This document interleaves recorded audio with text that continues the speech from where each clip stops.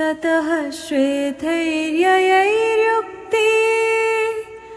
महति सिन्धने स्थितौ माधव पाण्डवश्चैव दिव्यौ शङ्खौ ಪ್ರದತ್ಮತು.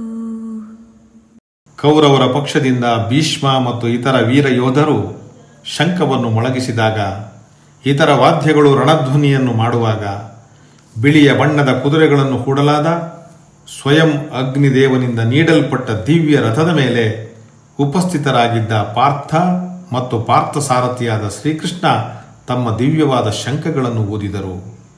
ಇಲ್ಲಿ ನಾವು ಗಮನಿಸಬೇಕಾದದ್ದು, ದಿವ್ಯವಾದ ರಥ, ಅದಕ್ಕೆ ಹೂಡಿದ್ದು ದಿವ್ಯವಾದ ಶ್ವೇತಾಶ್ವಗಳು, ಅದರ ಮೇಲೆ ಉಪಸ್ಥಿತರಾದವರು ನರನಾರಾಯಣರು. ಅವರು ಮೊಳಗಿಸಿದ್ದು ದಿವ್ಯ ಶಂಖವನ್ನು. ಭೀಷ್ಮರ ಶಂಖವನ್ನು ದಿವ್ಯ ಅಥವಾ ಅಲೌಕಿಕ ಎಂದು ಭಗವದ್ಗೀತೆಯಲ್ಲಿ ವರ್ಣಿಸಲಾಗಿಲ್ಲ.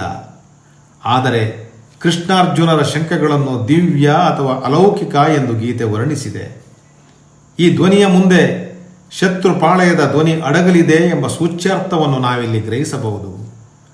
ಜಯಸ್ತು ಪಾಂಡುಪುತ್ರಾಣಾಂ ಯೇಷಾಂ ಪಕ್ಷೇ ಜನಾರ್ದನ, ಅಂದರೆ ಪಾಂಡವರಿಗೆ ಜಯ ಖಂಡಿತ, ಏಕೆಂದರೆ ಅವರ ಜೊತೆಯಲ್ಲಿ ಸಾಕ್ಷಾತ್ ಶ್ರೀಕೃಷ್ಣನೇ ಇದ್ದಾನೆ.